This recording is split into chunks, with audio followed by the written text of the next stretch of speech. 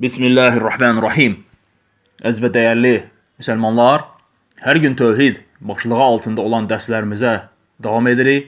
İsim və sifətlər tövhidi 27-ci dərs. Allah subhanahu və teala'nın el-məkir və keyd, hiləyə qarşılıq vermək sifəti. Əhl-i sünnə vəl cəma, salih sələflər etiqad edirlər ki, Allah subhanahu və teala hilə işlədənlərə qarşı hilə edəndir, hilə qurandır. Lakin burada bir məsələ vardır ki, hər bir müsəlman buna diqqət etməsi lazımdır. Birbaşa söyləmək ki, Allah subhanahu və teala hilə sahibidir və yaxud Allahın hilə adı vardır, ismi vardır, bu cür nə demək qəti olaraq olmaz. Çünki hilə məzəmmət olunan bir sifətdir və həmçində və yaxud da istehza edən, və yaxud da xəyanət edən, və yaxud da zülm, acizlik, yatmaq, bu şeylər Allah subhanahu ta'alaya nədir? Birbaşa nisbət edilməz.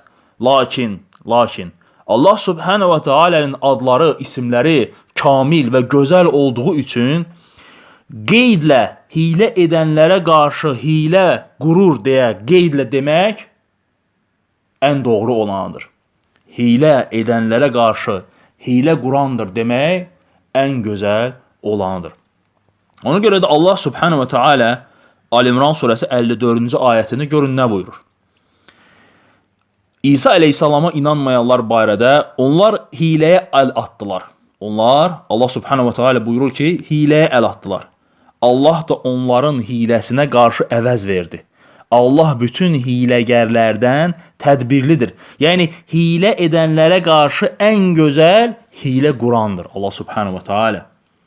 Bu ayətin təfsirində İbn Kəsir rahimehullah, həmçinin Təbəri öz təfsirlərində bir İsrailiyyətdən bir əsər, bir rəvayət gətirirlər və deyilir ki, Yahudilərdən İsa'nı öldürmək istədikləri üçün Allah subhanahu və teala bu ayəti nazil etmişdir. Və deyir ki, Yahudilərdən xain Yahuza adında biri olur və İsa əleyhissalamı öldürmək üçün onun dalınca dəstəklə gəlir. Öz əskərləri ilə gəlirlər İsa əleyhissalamı tutmağa. İsa əleyhissalam daxil olur evə və onun ardınca bunlar da daxil, xain Yahuza girir evin içərisinə. Lakin rəvayətlərdə gəlib ki, Allah subhanahu və teala İsa əleyhissalamı qaldırır öz dərgahına və İsa əleyhissalamın üzünün quruluşunu verir həmin o xain Yahuza. Və o da oradan çölə çıxanda evin içərisindən əskərlər görürlər ki, bu İsa'dır. İsa'nın üzündə, qiyafəsində, formasında və onu həbs edib edam edirlər.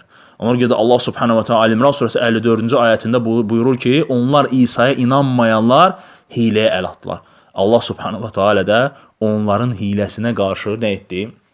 Hilə etdi, hilə qurdu. Və İbn Kəsir rahimehullah, yəni ki, heç bir qaynaq olmadan, yəni bu İsraildən gələn rəvayətləri zikr edir. Doğrusunu Allah subhanahu taala bilir. Bəzi rəvayətlərdə gəlib ki, Allah subhanahu taala İsa əleyhissalamın, yəni üzünü, qurulu formasını kiçik bir yaşda bir oğlan uşağı olur, hansı ki İsa əleyhissalam deyir ki, kimdir cənnətdə mənimlə bərabər olmaq istəyir və həmin o uşaq 3 dəfə İsa əleyhissalam təkrar etdikcə 3 dəfə də həmin o uşaq durur ayağa deyir ki, mən olmaq istəyirəm səninlə cənnətdə bir yerdə.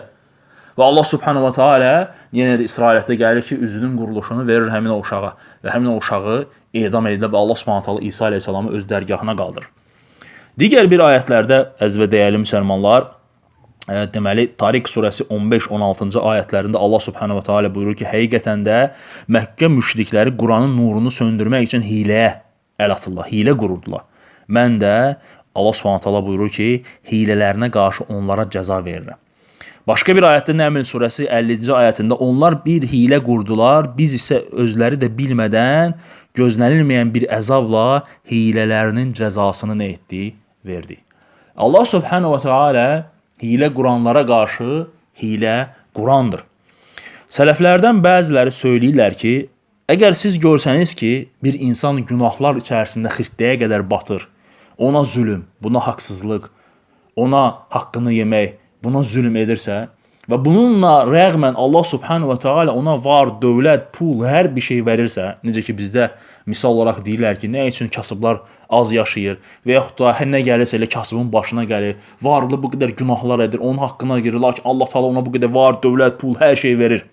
Görün, Allah Resulü Muhammed sallallahu əleyhi və səlləm İmam Əhmədin müsnədində gələn əsərdə, Şeyx Albani rahimehullahın da səhih silsilədə, səhih dediyi əsərdə, hədisdə görün Peyğəmbər sallallahu əleyhi və səlləm buyurur. Deyir ki, bir kimsə günah etməyə davam etdiyi müddətdə və Allahın ona dünyadan sevdiyi şeyləri verdiyini görsəz, bilin ki, bu Allah tərəfindən o kimsənin dərəcə-dərəcə əzaba yaxınlaşdırılmasıdır. Allahu Akbar. Buna isticraz deyilir, isticraz. Yəni Allah Subhanahu wa Taala o günah etdikcə Allah Taala ona var, dövlət, pul verir və bununla onun zəlalətini və cəhənnəmdə qalmasını nədir? Daha da çoxaldır. Və Allah Subhanahu wa Taala Ənam surəsi 44-cü ayətində göründən buyurur. Kafirlərə edilmiş xəbərdarlığı unutduqları zaman küfürlərini daha da artırmaq məqsədilə bir şeyin, bütün nemətlərin, biz hər şeyin, bütün nemətlərin qapılarını onların üstünə açdıq.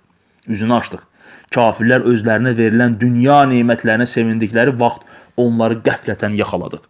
Və onlar hər şeydən məhrum oldular. Allah Subhanahu wa Taala hiləyə qarşılıq verənlərin ən xeyirlisidir. Allahu Akbar.